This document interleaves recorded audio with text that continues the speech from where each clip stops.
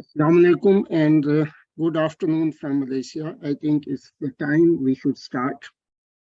Welcome to our 26th monthly webinar of MedEd webinar series. The number of our members is approaching 2,500 from 23 countries. So today we are going to talk about team-based learning and the learning outcomes for this session. The participants would be able to explain the underlying principles of team-based learning approach in teaching learning sessions, compare the different teaching learning methods with TBL. This we would try to discuss more during question and answer session.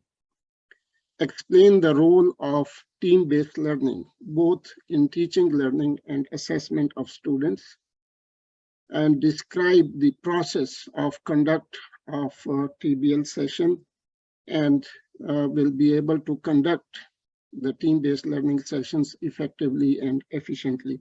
So we will try to achieve these learning outcomes during this session.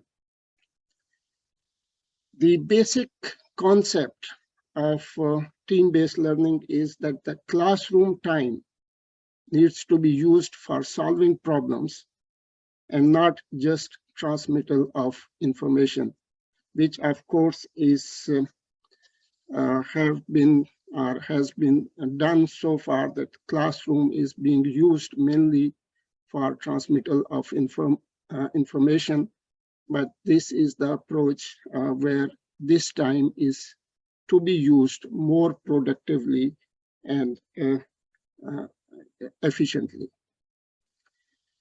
Before we go into the details of team-based learning, it would be helpful to understand these two concepts. One is zone of proximal development and other is scaffolding. This concept of zone of proximal development was introduced by a Russian psychologist named Vygotsky. And what it says is that whenever we want to teach a topic, we can divide the contents into three portions. First part, which student may already know, or it's easier for them to learn themselves.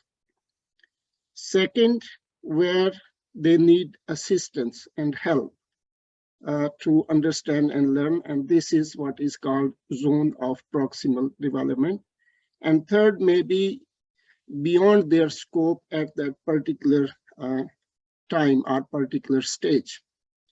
Now we have to divide our teaching time very carefully among these three portions.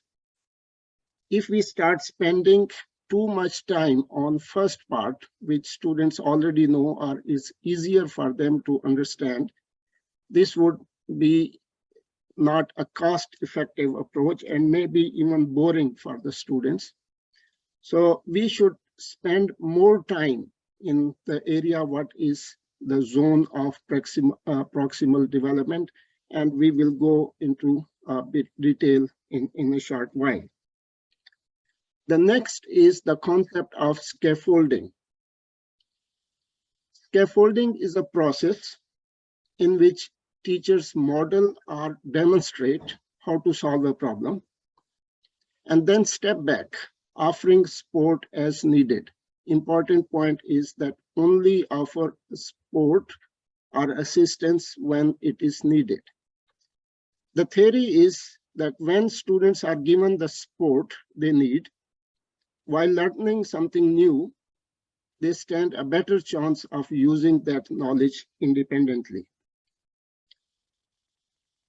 Scaffolding refers to a variety of instructional techniques used to move students progressively towards stronger understanding and ultimately greater independence of utilizing that information. We can use an example from mathematics to explain this point. A teacher explains a formula to the students and tell them how to use it, and then gives them a problem to solve that problem by using that formula, and let the students do it themselves and helps only when it is needed. So that is an example of scaffolding. In a nutshell, let the students learn independently, and we offer help when it is really needed. So TBL is an active learning and small group instructional strategies. It provides students with opportunities to learn a concept and apply the newly learned conceptual knowledge through a sequence of activities that include individual work, group, teamwork, and immediate feedback. Let us dissect this statement. First, TBL is an active learning process. Second, it is a small group instructional strategy. Third, it provides students with opportunities to learn a new concept and at the same time apply the newly learned conceptual knowledge through a sequence of activities. And these activities include individual work and group or teamwork, which is twice during this one session. And then it also provides immediate feedback. TBL is specifically characterized by three components. One, individual advanced student preparation. Second, individual and group readiness assurance test called IRAT and GRAT. Team decision making and application of knowledge are concepts, which is the T application. This is a diagram which explains it in simple terms. The phase one, or the first stage, is a pre-class individual study by the students. In second step, there is an individual readiness assurance test and group readiness assurance test. And third is where the team application exercises are conducted. Looking at the steps or sequence of activities for a PBL session, the step one is advanced assignment for students and preparation of 2 sets of questions by the lecturers or facilitator. The first set is at cognitive 2 level of Bloom's taxonomy, which is mainly on comprehension of the concept, whereas the second set of questions is on cognitive 3 to 5 level, which of the Bloom's taxonomy, which is the application, analysis, and evaluation stage. The second step is identification of small groups and group leaders or spokespersons. Third, individual readiness assurance test, IRAT, and for this, the first set of questions is used. S4 is group readiness assurance test, and again, the first set is used. Step 5 is display of group readiness assurance test results, which was based on the set 1 of the questions. Step 6 is the teacher clarification review of group readiness assurance test, using each question one by one and explaining to the students. Step 7, where the second set of questions is now being used, which is the team application test. Step 8 is display of team application results, which is set 2, and discussion of team application answers, and then wrap up sessions, the debriefing and appealing. I will go into a bit more detail of each of these steps. The first step having two components, which is advanced assignment as well as preparation of the questions. So advanced assignment is for student preparation. Students receive a list of learning activities, which can be a topic or chapter, an article. But important is that when they receive that learning material, they are given expected learning outcomes to guide them that what they should be learning from that assignment.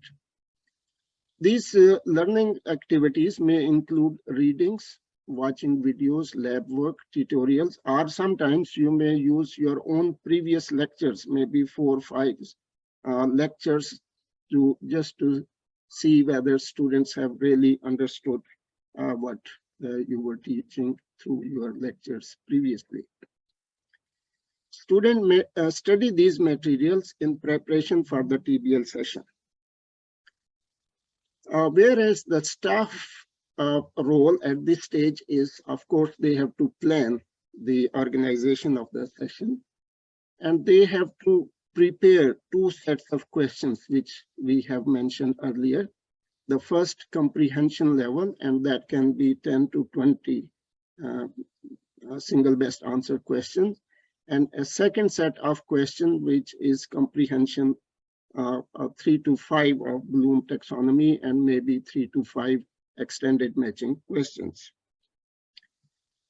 Then they have to prepare tables for entering the students' answers along with model answers, which would be used both in group readiness assurance test as well as team application. Here is an example of a table. You can see the teams in first column and the number of questions in the row, and the last row gives the model answer. And teachers may use this table to enter student response. I'll show you the example as we go along. Step 2 is identification of small groups, and this is again an important step, plays a very important role in the successful conduct of a TBL session. However, it should be done by the lecturers and not should not be asked students to do it themselves. This is to discourage reasons for grouping tendencies other than academic advantages, because students may have different considerations when they want to be in one group. Ensure that each group has as much diversity as possible, and make the grouping process transparent. Students should never wonder how they were assigned to a particular group. When we say the diversity, it can be a mixture of high achievers and low achievers in related areas. For example, top 5 and bottom 5 mix. There should be appropriate gender mix, race mix, if it is applicable in that situation, as well as discipline mix. So the group dynamics and the group structure needs to be very carefully thought of. And then maintain this group for a term or a semester, which is good for the development of teamwork, and so that students can really work with each other with some understanding. Let students choose their representative or a leader or a spokesperson, and this can be a different student for different sessions. Step 3, which is individual readiness assurance test. Each individual students complete a set of 10 to 20 MCQs or BAQs, which is the set 1, at the C2 or cognitive level 2 of Bloom's taxonomy. And it focuses on the understanding of concepts they need to master in order to be able to solve the team application problems. The purpose of this exercise is that before students are given problems to be solved based on that particular concept, they should be very clear about the concept itself. And that is the main purpose of this individual readiness assurance test. And then after students have answered these questions, we would collect the answer sheets. And these answer sheets may be used for continuous assessment purposes if we want to include this component in the TBL process. The fourth step is group readiness assurance test. Now, in this case, it's the same set of questions which students have answered individually is now answered as a group. The same set of questions.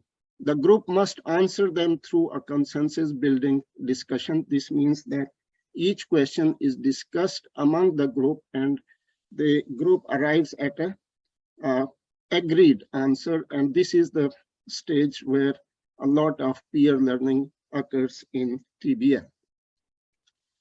The fifth step is display of group readiness assurance results. Fill the answers in the table for each group and compare with the model answers.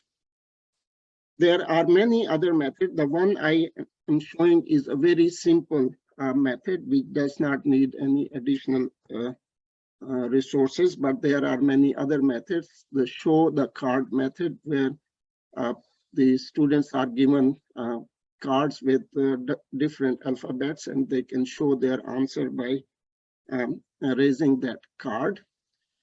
There are also some scratch cards available which promote more discussion. And there are electronic methods as well, like clickers.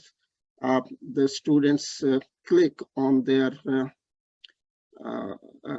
answer, but this makes it difficult to trace the respondent. This is an example of a filled table. You see, we have the groups here, we have the questions here. This is the model answer, and these are the answers by the students. Now, we see that in first question, everybody has the same answer, which is same like a model answer. But we see the difference among groups in question 2. Similarly, difference in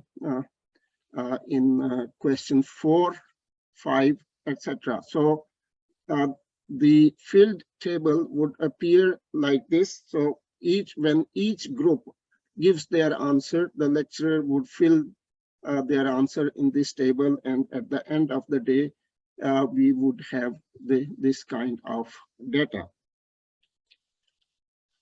So once we have done that, then students are given clarification by the lecturer on the concept they have been struggling with during the GRED. Now, this is the step where the lecturer plays a major role. And lecturer would discuss each question one by one, both right and wrong, and explain and try to simplify the concept which students are going to apply, and at the same time answer any queries by the students. So this is the part where major role is played by the lecturers, and the purpose is to save time to be used for more important step which would be coming next.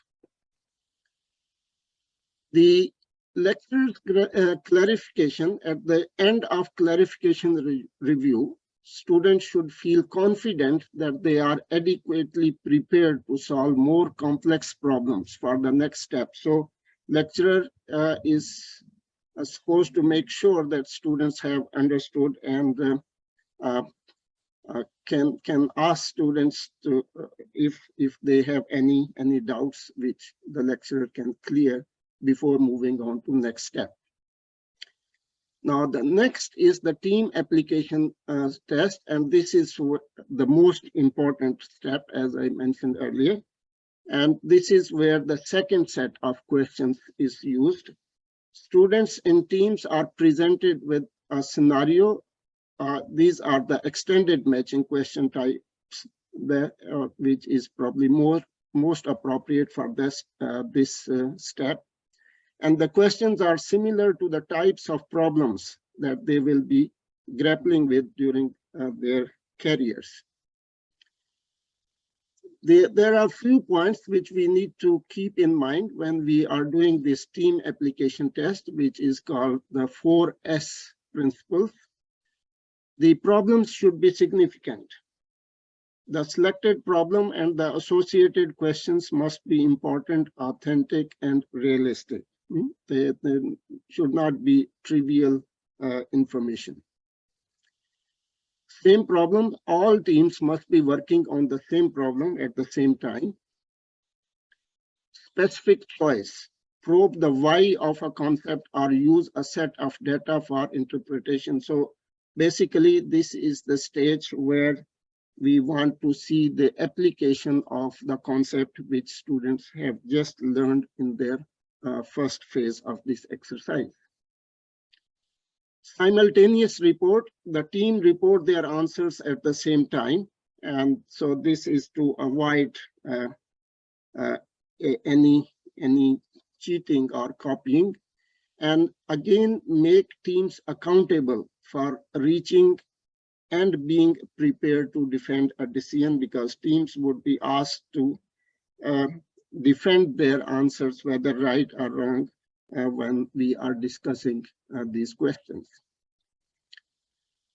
Students are challenged to make interpretations. So it means that the questions should be based on, for example, data interpretations, calculations, predictions, analysis, synthesis of given information. That is why we were saying that the cognitive level of 3 to 5 of Bloom's taxonomy, and students are supposed to make a specific choice from a range of options and explain or defend their choice. So as we know that the extended matching questions would have scenarios and the specific choices to be picked for each question. Students should never be asked to produce a lengthy answer. It is not an assignment. So they have to pick the answer from the given list. So again, a similar table is used for the team application results, and the answers are plotted into the table. And again, it would show where the discrepancies among the students appear.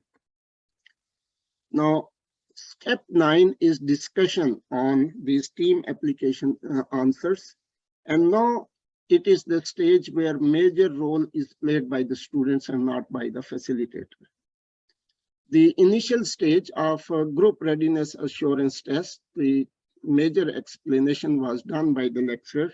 But here, when it comes to the applied aspect of the concept, where students have to play a more active role, and facilitator has to help them as and when needed.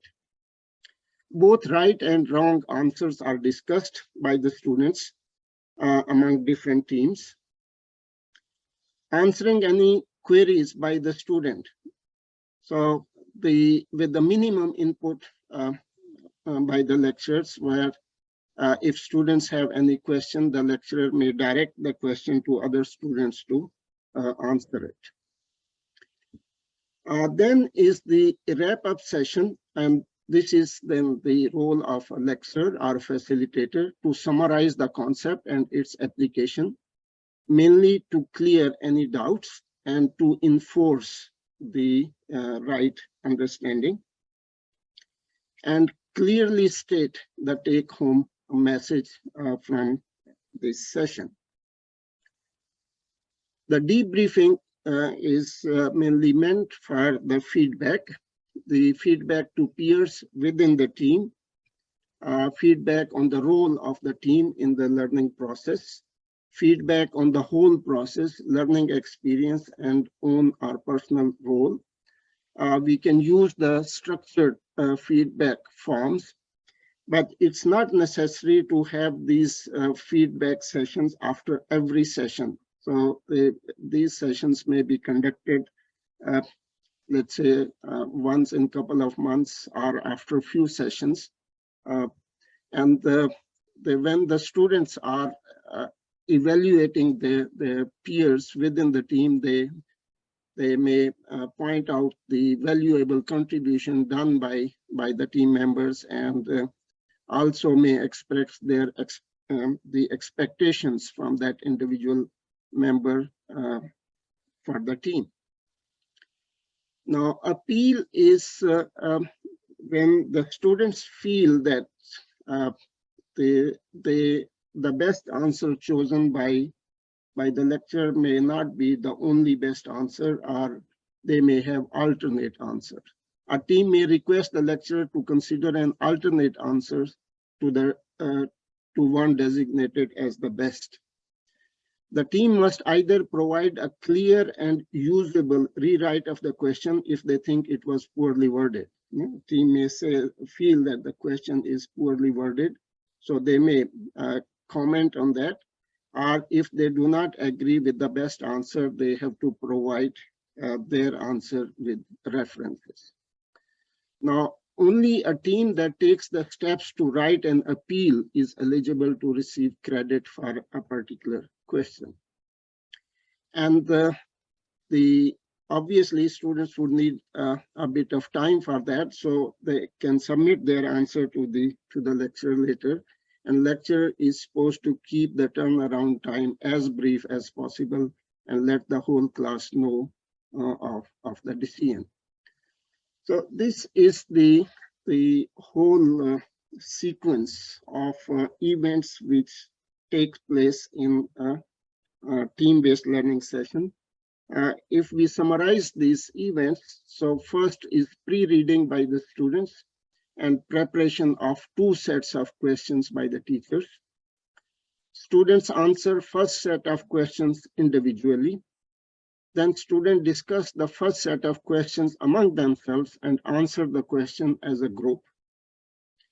Students and teacher discuss the first set of questions and answers. Students are given the second set of questions, and students discuss among themselves and answer the second set of questions as a group, and thus the answers to second set of questions is discussed among the students with the help of the lecturer. So having gone through this process, there are some practical tips which might help in the proper conduct of the TBL session. First is explain the answer to the questions of readiness assurance test rather than asking students to do so. Save time for more important tasks. This I have mentioned earlier as well, that the group readiness assurance test, the major role should be played by the lecturer. Second, monitor the student discussion carefully. Do not lose the track. Unnecessary lengthy discussion brings boredom, and do not allow the repetition of the same argument to save time. Third, use scenario as real as possible. So it is important that the questions prepared for both sets are really valid and reliable questions, and they address important aspects and not just minor prints. And do not forget to wrap up the session smartly. We select the students randomly to speak for their team during discussion, although the answers are given by the spokesperson, but when the discussion starts, especially the team application, then you can ask students from different groups other than spokesperson to discuss and take part in the discussion. And in this way, every student would be ready to answer the question. Make a rule that anyone who speaks to the whole class must stand up or use a microphone. Get in the habit of moving away from the student who is speaking so that he and she will speak louder. At first, the speaking student will try to talk to you since you asked the question, but inspire them to speak to the whole team, not just to the lecturer. Go for quality of questions and not quantity. We do not need to cover all the content. Trust the process. If you design questions that really make students think and struggle with making a decision about something significant, they will master the content and key concepts. So it depends how searching your questions are. And if you really make a question which make students to really search for the answer, then definitely they would go through the whole article or chapter, whatever you have given them. Now, use of TBL as a continuous assessment based like team-based learning, as well as using it as a part of continuous assessment, is another aspect and very important aspect as well. If we use TBL assessment as a part of continuous assessment, it gives students a real incentive to learn materials beforehand and then attend classes and contribute to the team discussion. The readiness assurance process holds students accountable for coming to class prepared and working together as a team, because if students know that their individual readiness assurance assessment is going to be used as continuous assessment, part of continuous assessment, definitely they would come prepared. So in this way, team-based learning session provides data about an individual weaknesses and permits the team members and faculty to provide it help long before a summative examination. In other words, we can identify the students who need help in the very initial stages, and we can provide the help whatever is required, rather than waiting for just before the summative examination. Faculty may have this concern that because the score is both individual and the team, so the poor students may have score based on the team performance rather. So it's not their own performance, but it's the team performance, but we can really work on that. This is an example. When we are using the marks, we can give more marks for individual readiness assurance test as compared to group readiness assurance test or team application, so that the major chunk of marks is on the individual readiness assurance test. So for example, if we are using 10 BAQs, we can give 20 marks for that and another 20 for the other team activities. Or another example could be that if we use more questions, then even the difference would be more significant. So the point here is that if we feel that the poor students are trying to hide behind the teamwork, so we can assess in such a way that the individual assessment becomes more important than the team assessment. And this grading is transparent and visible, and the final grade for a student is derived from both the individuals and as well as the team's performance. The advantages of TBL: it is a learner-centered with the critical faculty input. Grading assessment of students based on individual and team score. Peer evaluation, that's very important component, as well as peer learning, teaching and learning evaluation.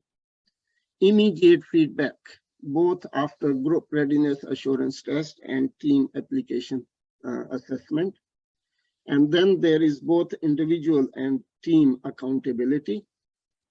It is a collaborative and productive process.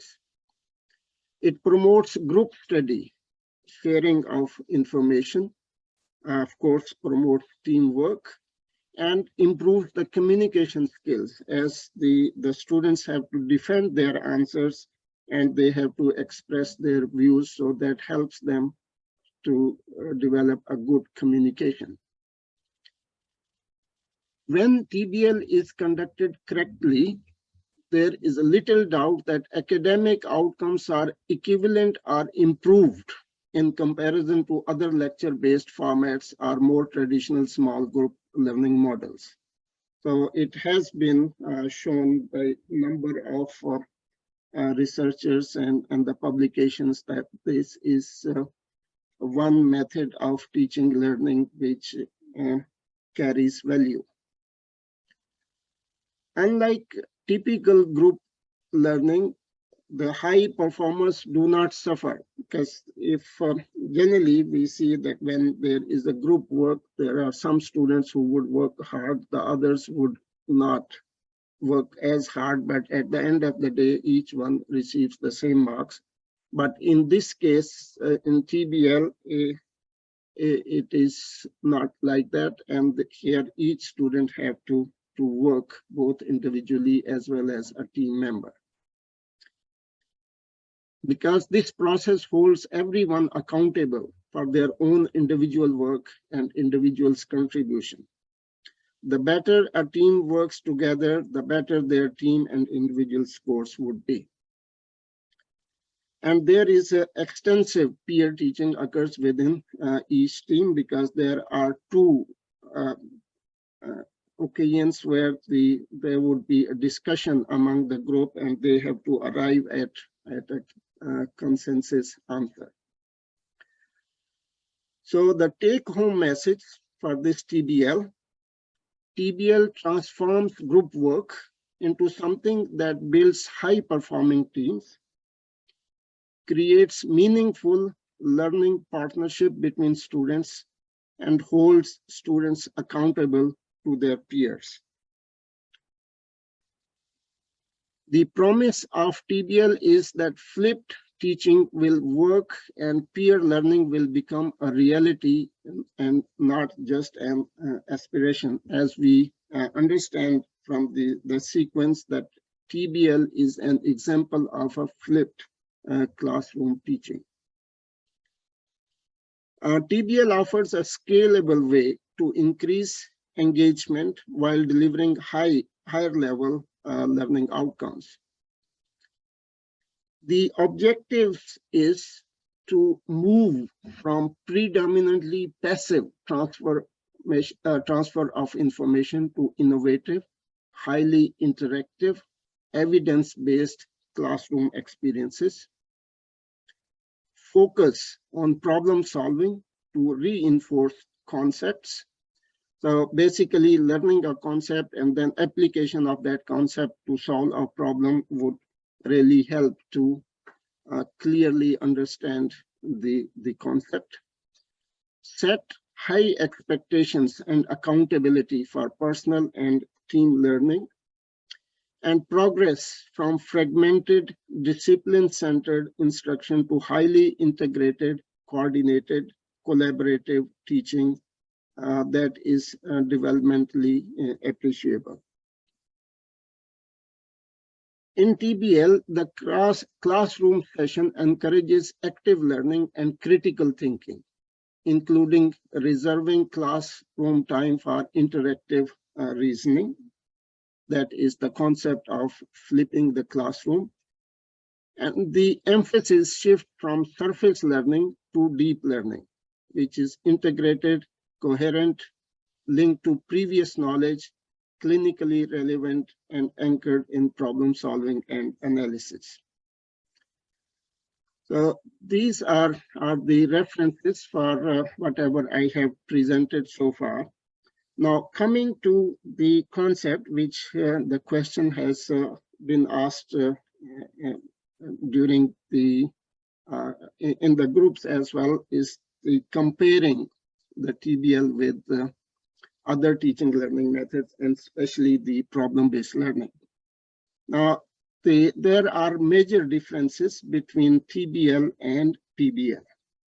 In PBL, there is no preparation material. Students, they just come blank to the session, and a problem is presented and where they identify their own learning needs, which is not the case in case of TBL, because here the learning material is provided and the expected learning outcomes are provided with the material or assignment. So this means that it is a faculty guided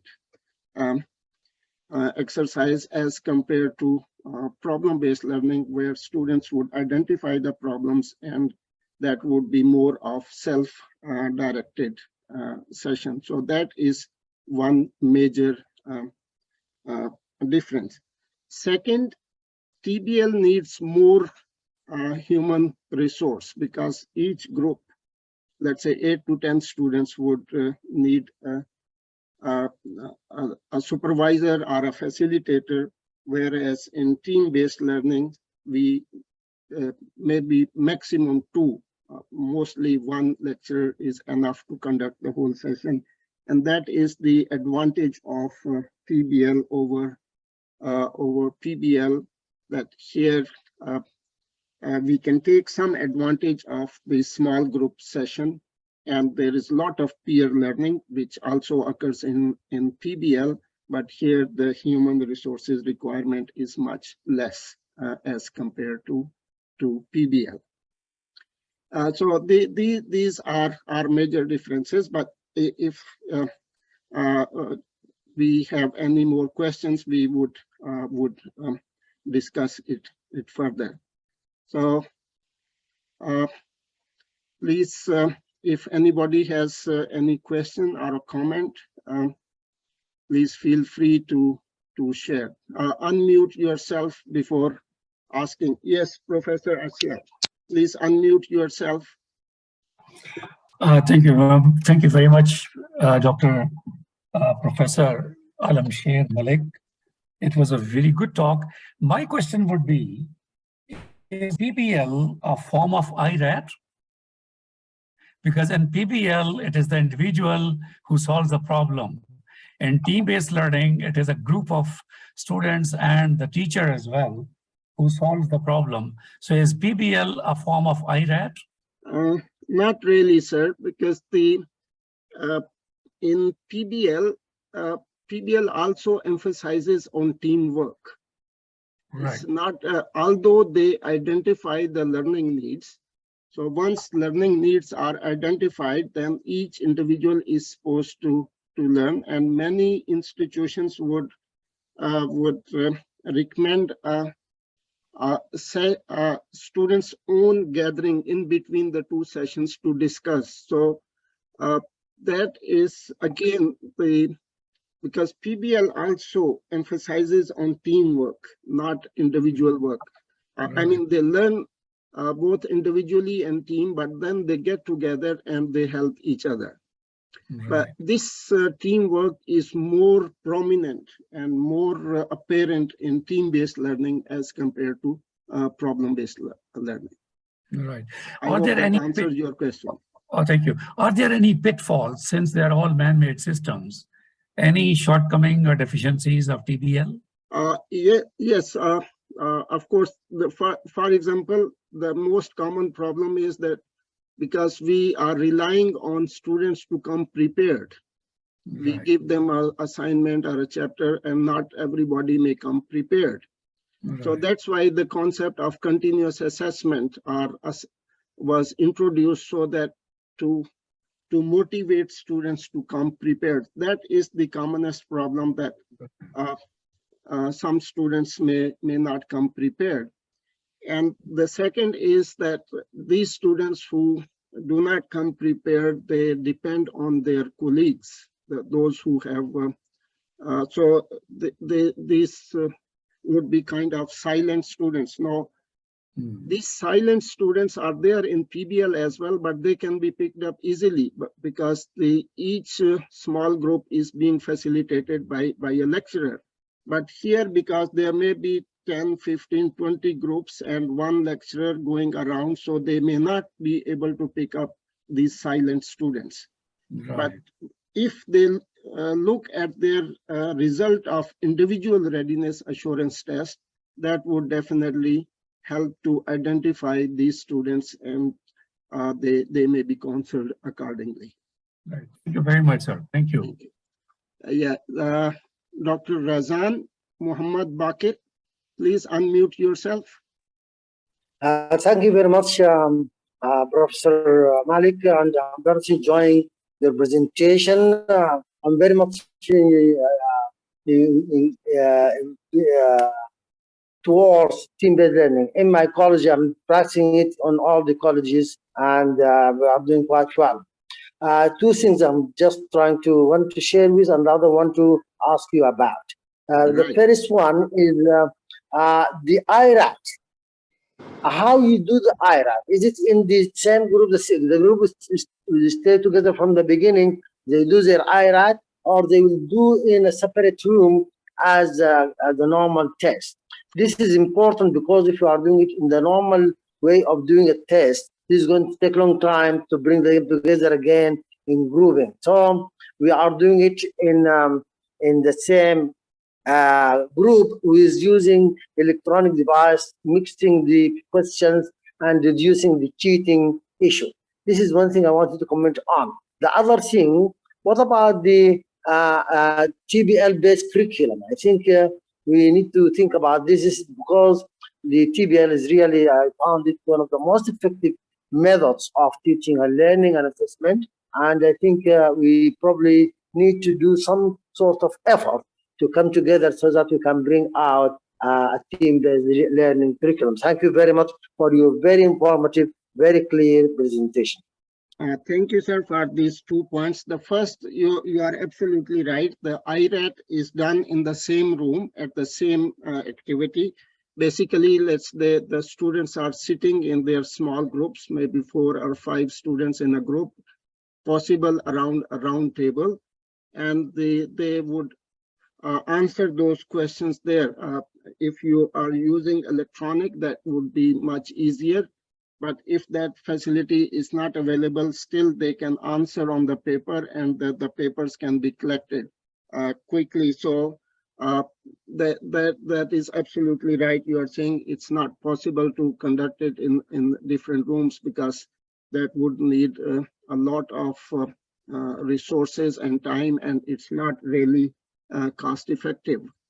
So it would be done at the same time in the same room.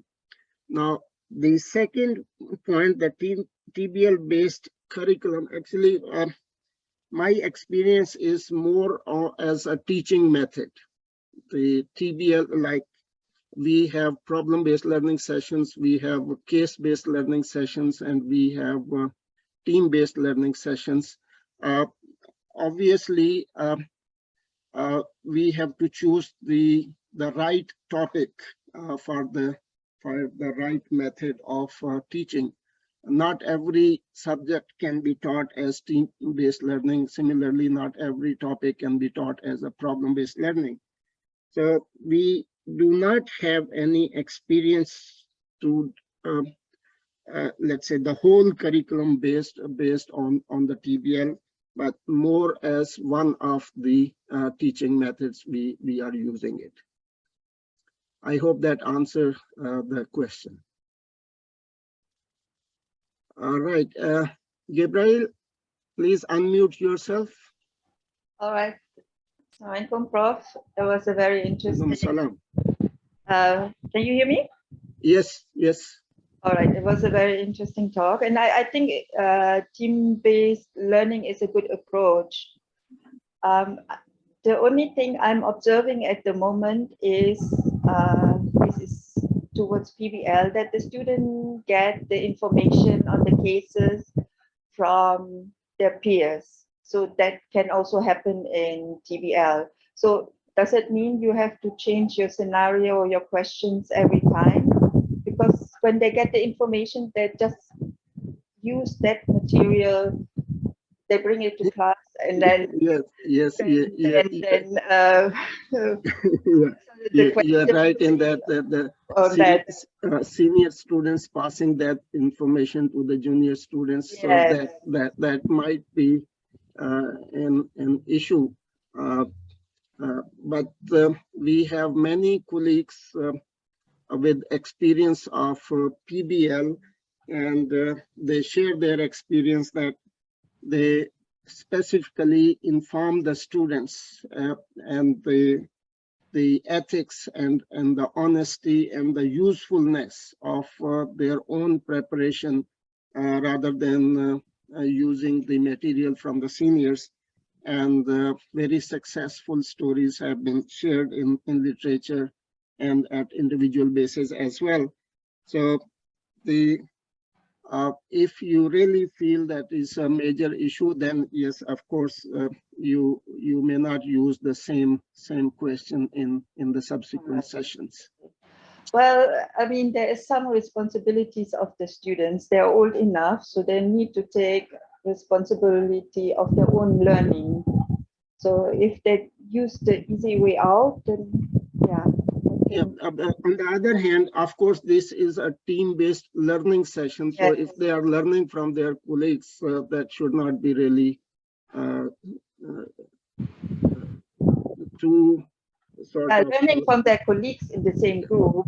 Yeah. But learning from colleagues in previous years. Yeah, I mean, there might be some problem, but I think at one stage we need to train our students and believe them, and they practice the honesty and the ethical issues.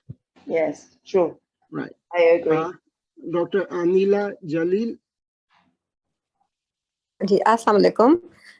Sir, thank you so much for such a wonderful presentation. And just I wanted to ask that instead of using these extended matching questions, can we use some scenarios based on some quick answers like interpretation, about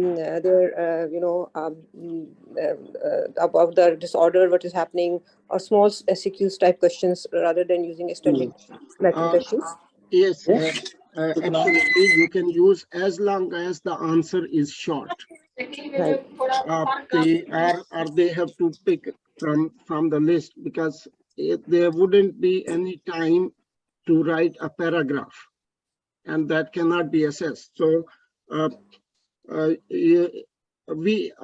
in my own experience, I find the extended matching type of question probably the best way of conducting this team application, but you can try other questions. The only condition is that answer should be either they have to pick the answer from a provided list, or the answer is very short. So I think that can be done. Okay, actually, I had experienced this TBL in my sessions, and in that case, we gave them the assignments 2 weeks back, and then we took the assignments back, and then we graded them, and then we give them the feedback when we conducted that session. So that was also a very useful thing in which they learned a lot. The feedback was also given on that assignments in the same session at the end of TBL. Yeah, I think that is more of a flipped classroom approach rather than the TBL. Although TBL is a form of flipped classroom, but the way you are describing is more of a flipped classroom rather than a typical TBL session. Okay, thank you so much, sir. Prof. Soso, yeah. Please unmute yourself. Thank you very much, Prof. I really enjoyed your team-based learning, TBL. But I want to ask you for clarification. In my previous university, I had lots of TBL. And in the student guidebook, we give them the learning outcomes. And so the students prepare and present in PowerPoint.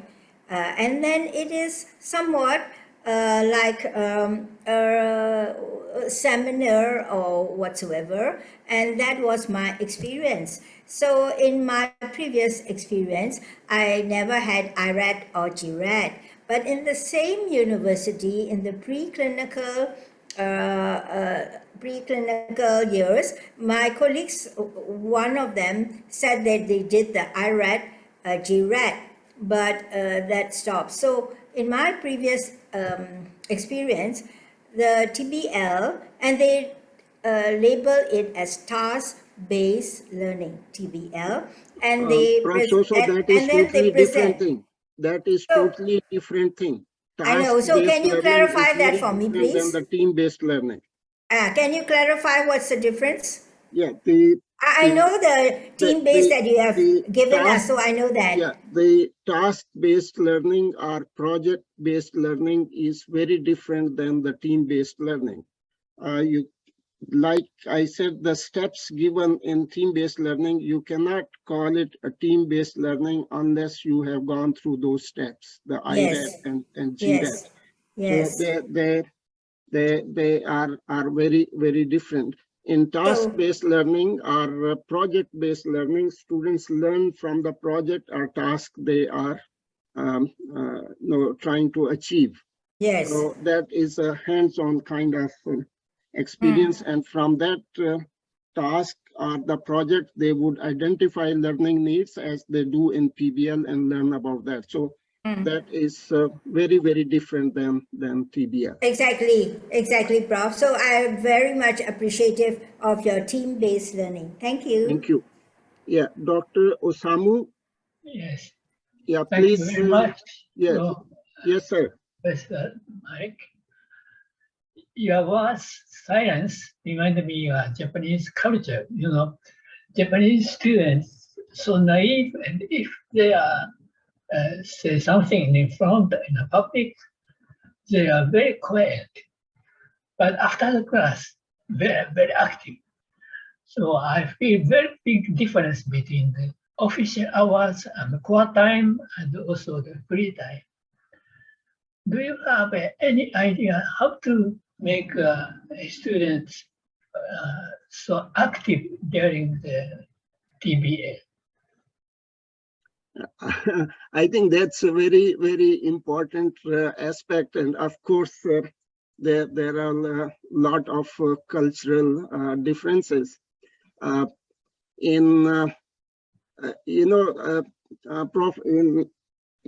in Malaysia, for example, I have teaching experience in different countries, but if I compare, for example, the teaching in Pakistan and teaching in Malaysia, the students in Pakistan, they were very active and kind of naughty in the class.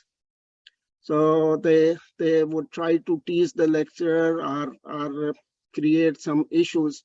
Whereas I found in Malaysia, the students are really a kind of very sportive and so not really taking active part in the discussion. So I think you are facing the same situation. So it is the cultural aspect in Japan. But I think because in TBL, the discussion is among the students themselves. I guess that the students might feel shy to discuss and talk to a lecturer, but they may not feel the same way when they are talking to their peers.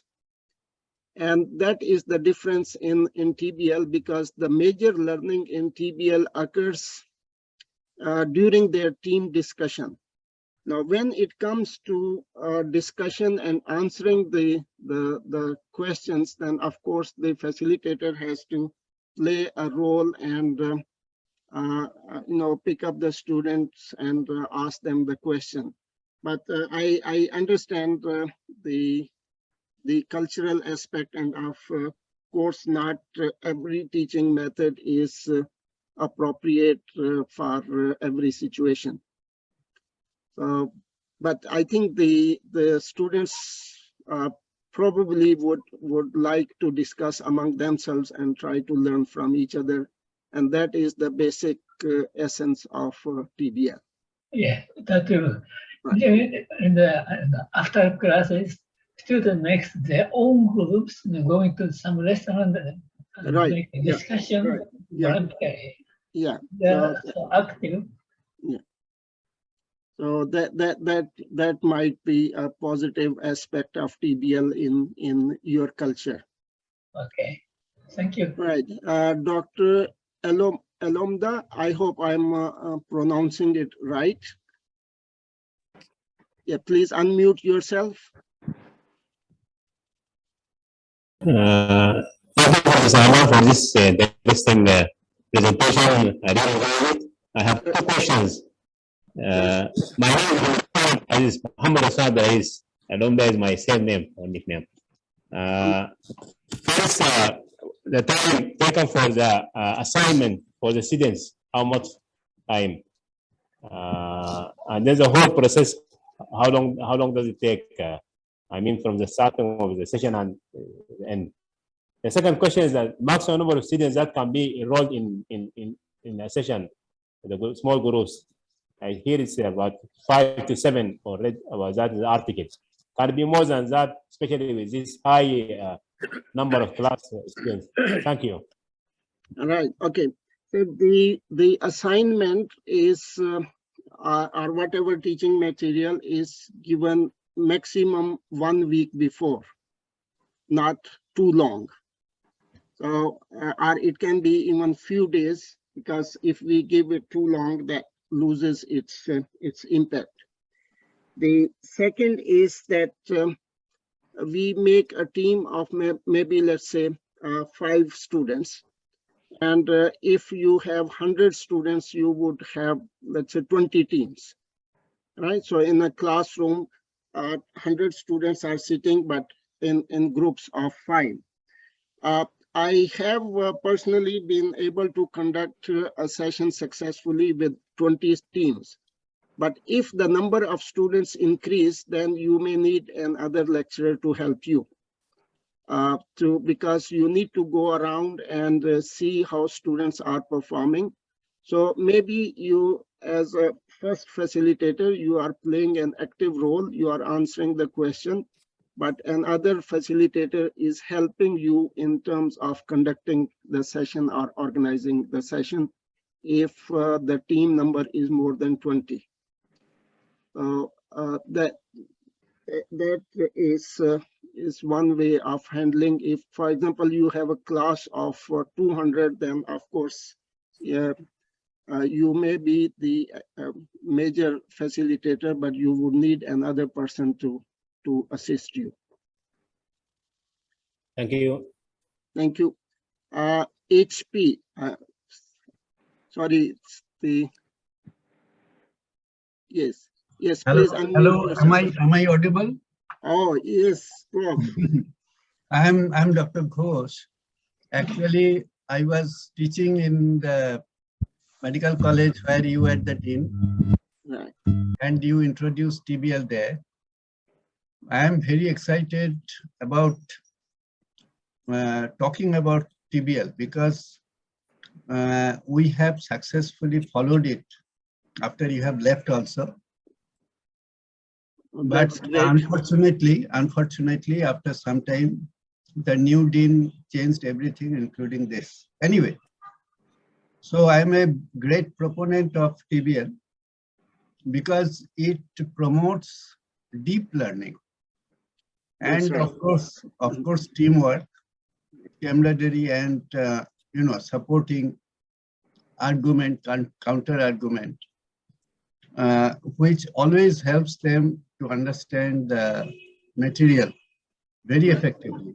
Right. This is one of the best systems I have ever seen.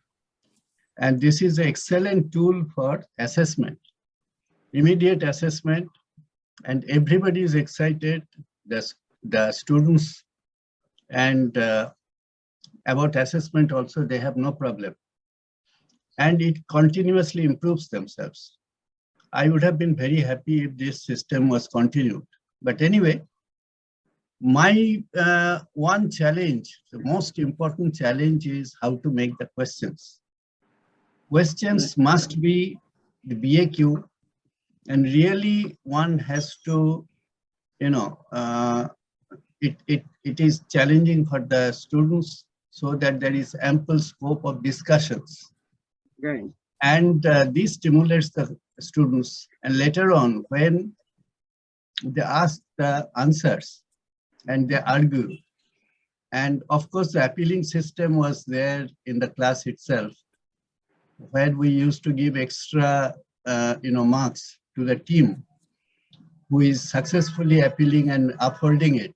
Right. Though the number of occasions were very few. Right. But one thing is, every time we used to give the, fresh questions. And this has been very difficult because we used to spend a lot of time researching and how to make the question. So all is good, but the teacher has to be, you have brought a very, very important aspect, because the questions have to be valid and reliable and a good quality, because otherwise there wouldn't be any much discussion among the students. So yes, that is sort of extra burden on the lecturer to prepare good questions. And sometimes I feel that we have to prepare question and vet as if we are using those questions in examination. So yes, that is a very important aspect, and I don't think we have any shortcut for that.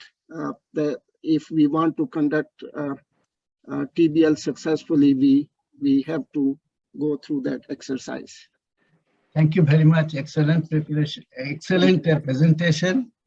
And, thank you, sir. And I will, try to spread this culture, not necessarily only in medical field, but in other areas as well. Yeah, of course it can. I know that in business and in nursing, these are being done. Thank you, sir. Thank you. Thank you. Yeah, Professor Aisha Mehnaz. Yes, Assalamu alaikum. Very informative lecture, Dr. Alam. I just wanted to know that I understand the entire curriculum cannot be covered with this method alone. So how much dedicated hours or days should be spent for this exercise? And the other question related to this, in an academic session, ideally, how many TBL sessions should be done? All right. Professor Aisha, I think the important thing is that for each topic, we should think what is the best method of teaching. Whether it is an interactive lecture, whether it's a problem-based learning, whether it's a case-based learning, whether it's a team-based learning. So I think that maybe we should discuss with our colleagues and decide about each topic, how to go about that. So based on that, it would be very difficult to say that how many TBLs or how many other sessions could be. So you can identify the topics which you see, if we follow that concept of zone of proximal development, the scaffolding, and so you can identify the topics where you feel or your colleagues feel that this is something where students can be challenged to solve that problem, but we would be there to help them. So as I said, not each topic can be taught as TBL or PBL or CBL. So we have to pick up the right topics and the right method. So I don't think we can fix that, how many TBLs in that situation. Okay. Dr. Ahmad Mishwani, please unmute yourself.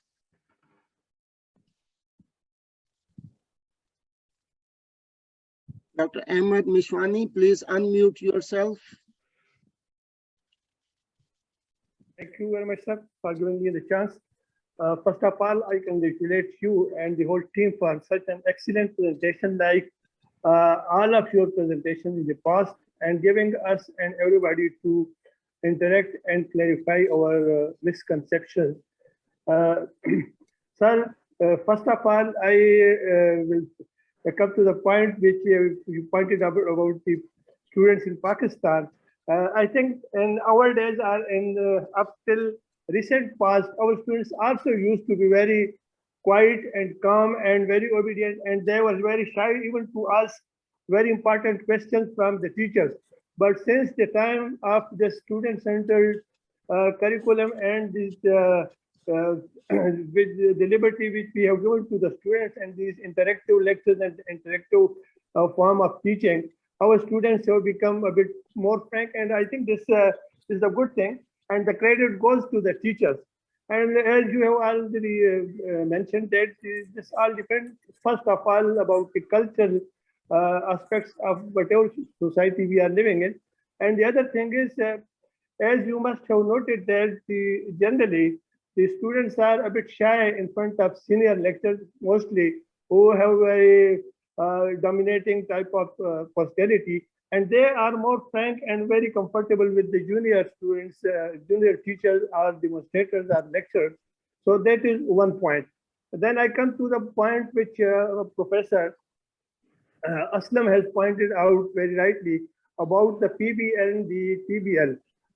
You have said very rightly that Pbl is actually a progressive and a better form of information transfer. But I think this is at the cost of, as Professor HP has pointed out, it is at the cost of this initiative and innovation and creativity on the part of the students. Because in the PBL, when the patients do not come prepared, they have a chance to create and analyze the situation and apply their knowledge.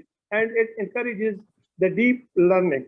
And the last point, which Dr. Aisha has very rightly pointed out, is the construction of questions. It is not only in these teaching sessions, even at the end of the examinations, sometimes the students come after the paper and they say that some of the questions were very difficult and you could not understand. For that, as we have done in our Gandhara University, in our institution, we have requested the departments that whenever a faculty prepares a question, the faculty of that department should sit together and analyze their question and try to improve the quality, the language, and all aspects of the question before it is. I think, sir, you are absolutely right. And as like Prof. Ghosh also said, that the quality of questions is very important. The second point, I think, which you mentioned, that students are more friendly with the juniors than the seniors, then I think seniors should learn from the juniors how to develop friendship with the students. Because this is the time has gone, where the lecturer was supposed to be the boss and at one stage next to the God. For the students. So the times have changed and the lecturers have to change also. It's more of friendly. Just last point, sir, if you give me half a minute. You have very rightly said, we are stressing and emphasizing upon the teachers that the era of dominating teachers has gone away, and now the teachers have become facilitators. We have to behave like a facilitator. And the last, I think, point, which is very important, as Dr. Aisha has asked about one thing, that how much time should be given to which aspect of information transfer. Because previously in the old curricula, the curriculum was divided in the basic, the preclinical and clinical 3 parts, and the time of practical and theory was accordingly divided in 2 parts. In the basic, the more time was given to the theory, and then about 20–30% was given to the practical. In the preclinical, it was, I think, 40–60, and in the practical, in the final clinical the time was divided into 70% practical and 30% theory. But now with this small group discussion, the time for each TBL session varies from 2 to 3 hours. What are the curriculum, the whole year or the 5 years, the time, because now in these small group discussions, these interactive, large group interactive lectures, and similarly the tutorial and practical, there is no demarcation, clear demarcation in the overall annual curriculum or academic curriculum calendar. That's right. That's right. If we have an integrated curriculum, so this the division is no more there. Right. Shall I? Thank you, sir. Yeah. Thank you very much. Shall I move to Nibras? Please unmute yourself. Hello.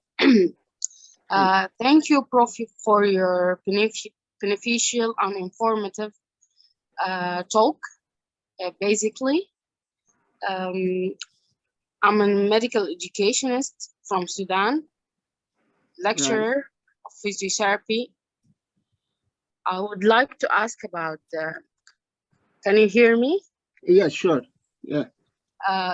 I just want to ask you about the T app or the team application. Right. The team application is one of the steps that have been done on the TBL. The institute that I used to work, they use the TBL as a formative and summative assessment. So I see, a summative assessment as well. Summative, yes, and formative assessment, both of them can be done for the TBL. So I just want to ask about the team application. I need more information about constructing the questions of the team app. We set the 10 to 20 series of questions for the IRAT and the team RAT or the group readiness test, but I have some problem on constructing the T app question or the scenario or the case scenario or whatever. Right. Okay. Thank you. Thank you very much. The basic difference between the individual readiness assurance test, group readiness assurance test, and team application is the type and level of questions. Team application, the questions have to be in such a way that they make students to apply the concept which they have learned.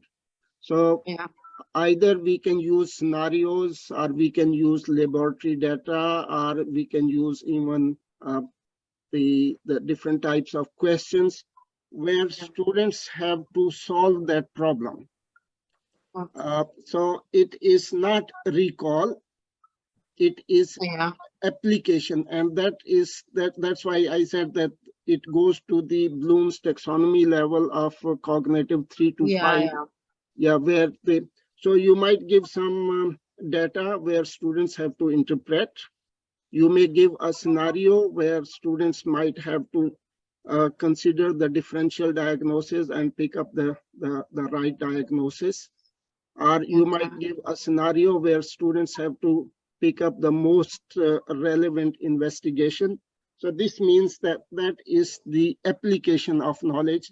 And that's why we don't have many, actually, if the first one where there is the individual or group readiness assurance test where students are learning the concept, we have more questions because that is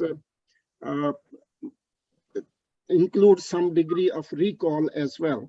Whereas the team application is mainly the application of the concept, so questions have to reflect that. And as have been mentioned previously also, the quality of questions is really, really important for the successful conduct of the session. Okay, thank you. Can you please attach us references regarding the constructing questions about team application? Yeah, we can talk about, and maybe in the group I can share some of these extended matching questions. Thanks a lot for your informative talk. Dr. Kiran Fatima, please.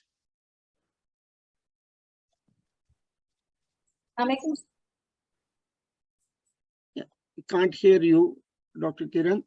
Yeah, is it audible right now? Yeah, no, yeah, it's, yeah. Assalamualaikum, sir. For waiting, like the session going on. My question is if have been answered already in the session.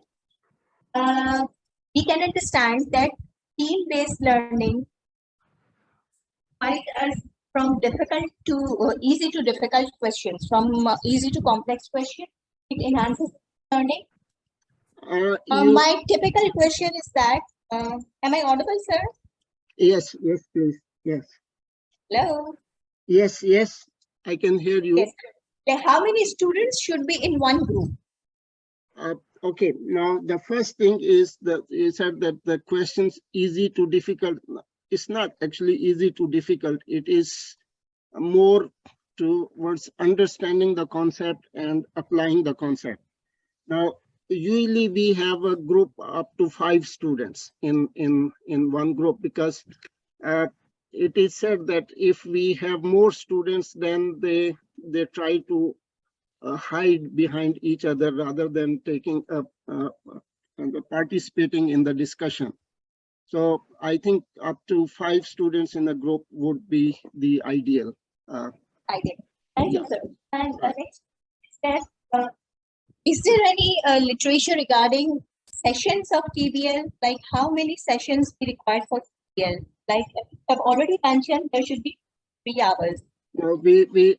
Yeah, one session is from 2 to 3 hours, but we cannot say that in the curriculum how many TBLs should be, because it depends upon what kind of topics we are teaching.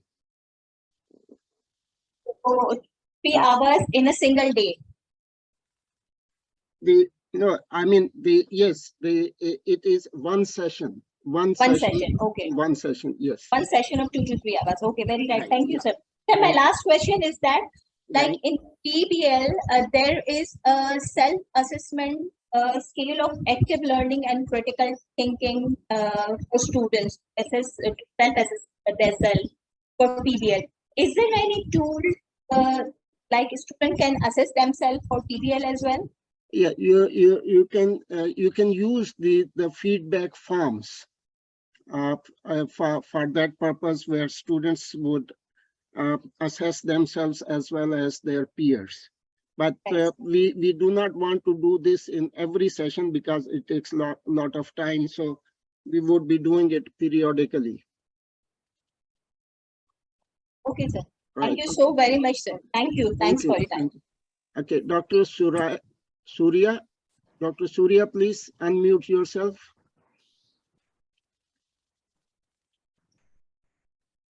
Dr. Surya, can you hear me?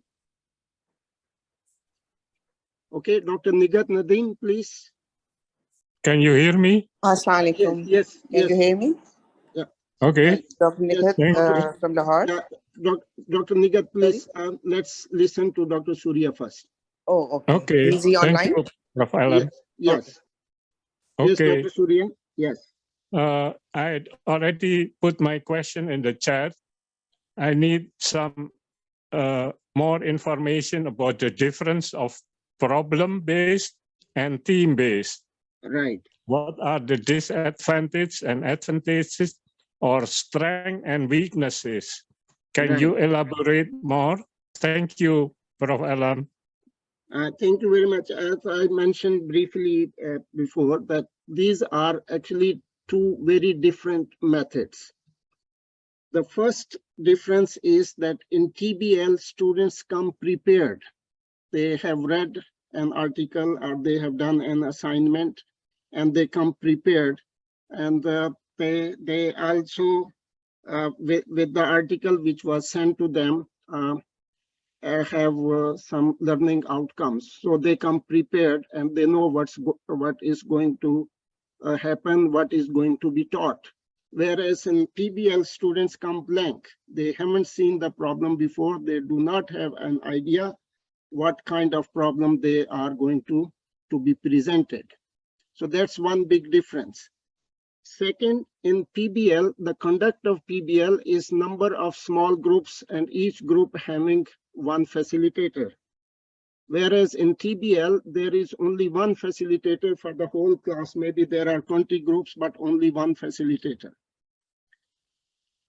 Thirdly, although there is some peer learning in PBL, but it is really quite prominent in TBL. The peer learning is a major portion in TBL. So these are some very major differences between the two. Again, TBL usually minimum 2 sessions of 2 to 3 hours, whereas TBL is only 1 session of 2 to 3 hours, so it takes less time. So comparatively, PBL is more resource required method, whereas TBL tries to achieve the similar outcomes, but with less resources. So I think those are few major differences between the two. Dr. Alimsher, can I make a comment? Sir, I was waiting for you. Assalamualaikum. Yeah, May I? Dr. Nigat, let's listen to Prof. Majid Chaudhary first, please. Because I think there's no harm in telling that I'm one of his students. Well, thank you very much. A wonderful presentation. I joined a little late, but a very good discussion. My question to you is that, look, there are some institutions having 350 students in one class, right. You know, yeah. And like in Pakistan, I'm sure in some institutions in India and SAARC countries as well. How do we manage such a large number of groups in team-based learning? That's my question. Yeah. Sir, I don't think you can conduct a TBL session in a class of 350 students. So that is the limitation of TBL. What we can do is that if we are really keen to do TBL in such a big class, we can divide the class into 2 groups. So, and this means 2 facilitators, they're running the session parallel, but there would be a lot of similarities because they would be using the same kind of questions. So that's the only answer I can offer at this stage. But we know that all the teaching learning methods, they have their limitations, and we need to assess according to the situation. I get it. Thank you. Thank you, Dr. Professor Alimsher, and very good contribution to the Thank you, sir, for joining. It's a great encouragement for me to have you on board. Thank you. Very kind. Yeah. Dr. Nigat, please. Dr. Nigat Nadeem, please unmute yourself.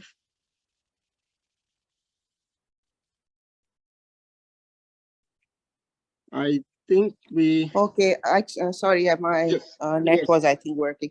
Yes. Assalamualaikum. Thank you very much for giving me the opportunity. I already wrote my question in the chat box also.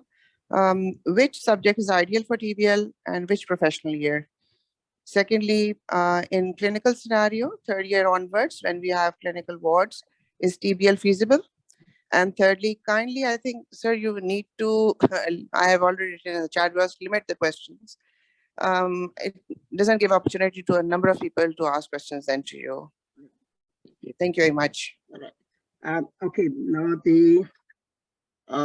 basically in our institution, we are conducting TBL both in so-called preclinical years and clinical years. In clinical years is a combined session where, let's say, once a week or sometimes twice a week, the whole class comes back to the campus, and basically we are replacing some of our, for example, lectures to the TBL, or some of the traditional teaching sessions to the TBL are case-based learning. So that's how it's being conducted. And because the students are given a topic and they come prepared, so it can be done both in preclinical and clinical years. The one method way it has been used is, let's say, some of our colleagues in basic sciences, for example, in physiology, they have delivered 5 or 6 lectures on a topic, and they really want to see whether students have learned that. And so they conduct a TBL based on those sessions. So because students have gone through those sessions, so that becomes their learning material. They are told, okay, you revised your previous 5 lectures and there would be a TBL session on that.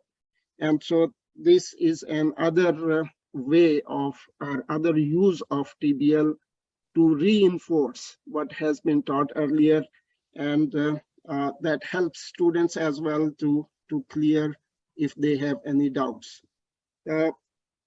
So this is how we are using it. I hope that answers what you were asking.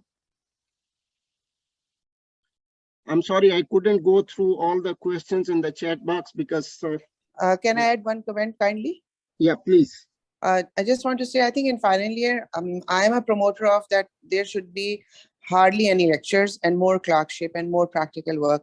So for that, I personally think that final year engaging into, like you have said, you are replacing with TBL. It would be more interactive and more lucrative to engage final year in TBLs rather than lectures.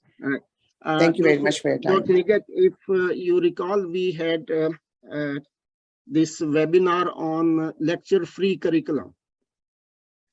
And that's what— Yes, I remember. That's what exactly we are practicing, at least in final year, as you said. No more lectures. We have more of student-centered interactive sessions, no formal lectures. Either we have case-based learning or TBL or those kind of things. That's what we are practicing as well, as you said. Thank you very much. Thank you very much. I think we are coming towards the end of the session, but I have to share 2 more slides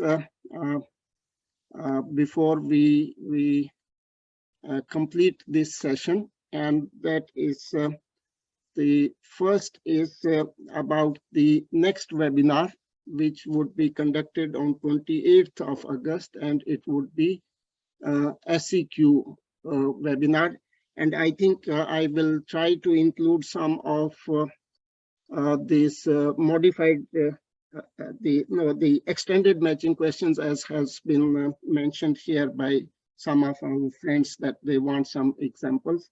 So this would be on 28th of August at the same time. And the next one is my usual request to propose to each participant to donate $1 USD or equivalent amount in your local currency to any deserving individual in your neighborhood or any welfare, public welfare organization. So that would be our contribution to our society. Thank you very much, everybody, for joining and interesting questions. If you might have noted that actually the question time was equal to the presentation time, because the purpose is more of discussion rather than making a lot of presentations. And I hope to have your continuous support in this. Thank you very much.